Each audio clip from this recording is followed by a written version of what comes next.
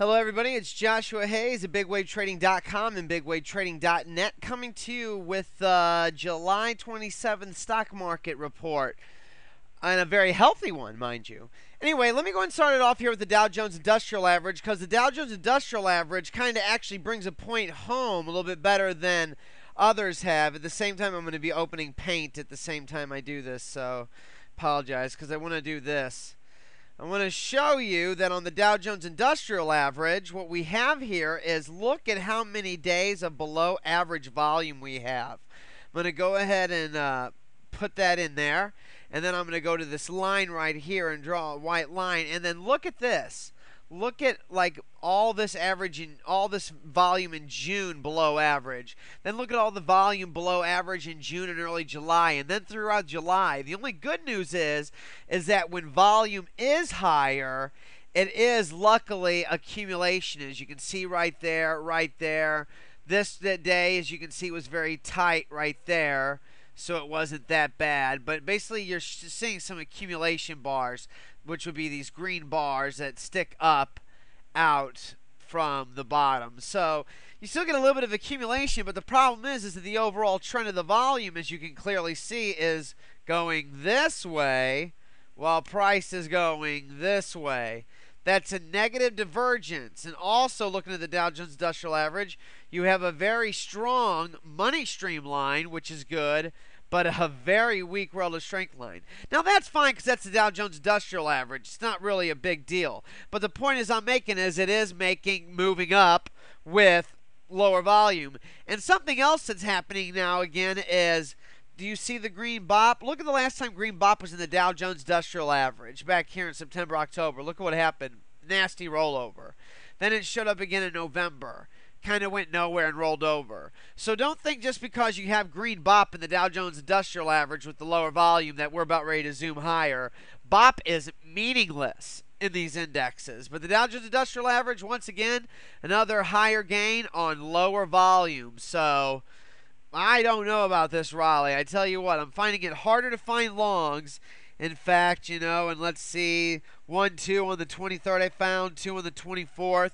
And I'm going to be honest with you. Let's see how they're doing. I'm going to look on the other computer really quick. Okay, one's doing fine. One's doing excellent, up 14% in 2 days. So can't beat that. And then let me go look at my most recent two. Up 1%. And then the other one down 8%, but in a very tight range. So that was from the day before, really down 5% from where my fill was. But it's still in its range. It's actually above the previous low. The open of the day before was 360, and it closed above there. So it's not a full sell, even though it's down 8%. This is a very volatile stock.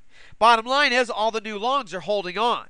So even though the volume hasn't been that bullish, now I got the New York Stock Exchange pulling up. And let me go ahead and do the same thing here. I want to print the screen. I'm going to put it on the Paint. And I'm going to go ahead and show you the same thing with the white line. Let's move this over. Look at the volume trend. Look, see the volume trend moving lower. Look at the average, the yellow line moving lower. But look at price moving up. So while price moves up, volume moves lower. And to be honest with you, you'd want to see the other thing. Another problem here. Notice how the New York Stock Exchange is broken out to a new high.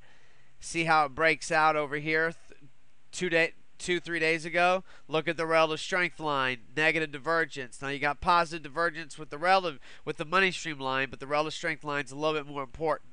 Now let's look at the Nasdaq. And the Nasdaq, same thing. You can see it making higher highs. Let's draw this line straight across. You can see the higher highs. And at the same time, looking down here, now I got to do that print screen and copy over to the untitled document so I can show you what it looks like here. Control V, right? There we go. There's the Nasdaq. So you see it breaking out to a new high down there. Now let's look at the relative strength line moving up higher, so that's good. As you can see, it breaks out to a new high, also confirming the breakout in itself. And the money stream, of course, is in a very, very bullish uptrend. So the Nasdaq's obviously where it's at. And also, look at all the above average volume days that are up. 1, 2, 3, 4, 5, 6, 7 in June, 8 in July, 9, 10, 11, 12 in a row right there. So a lot of above average volume days.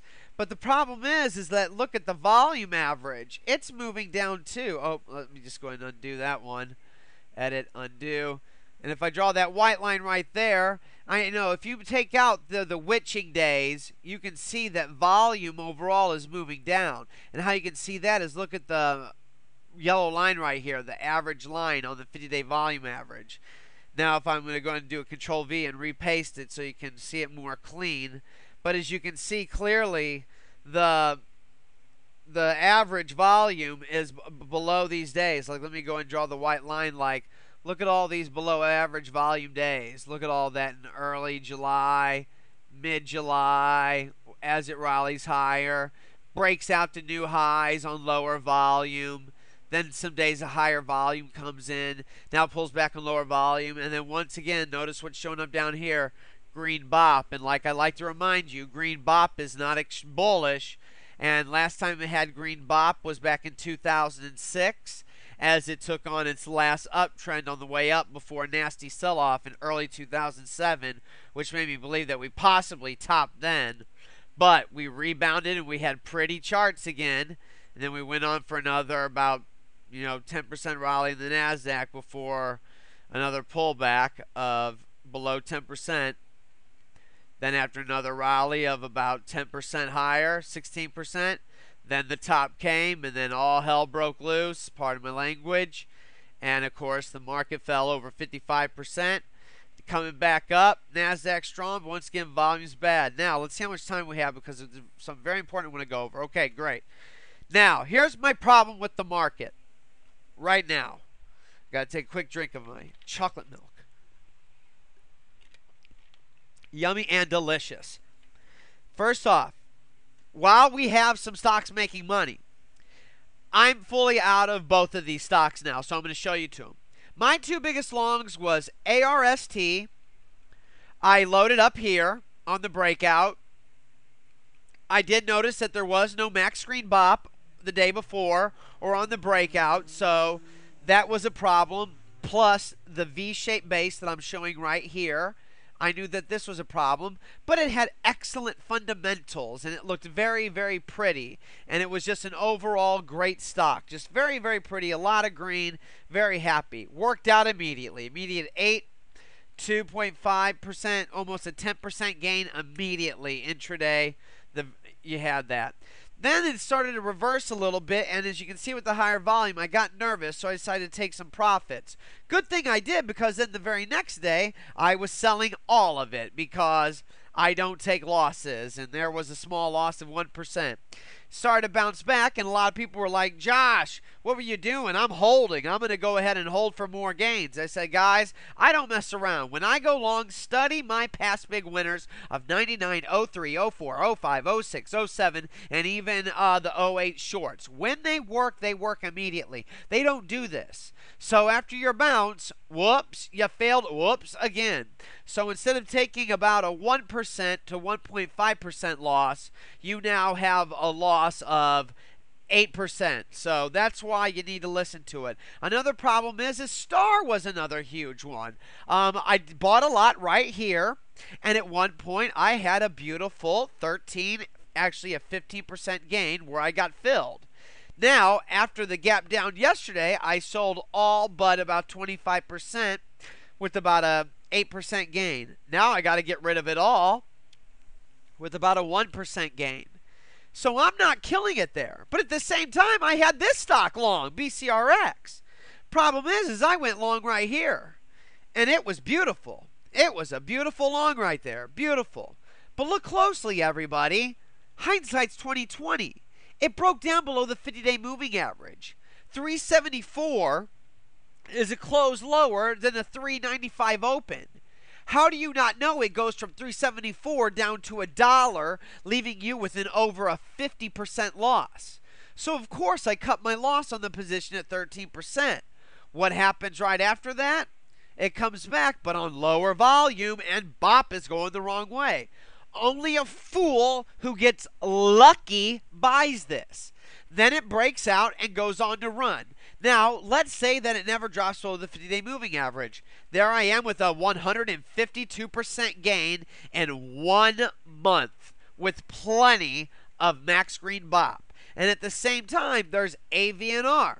When I went long AVNR back here, did you think I thought it was going to be up 150% by 727 in a little over 2 months? No. Here's what it looked like.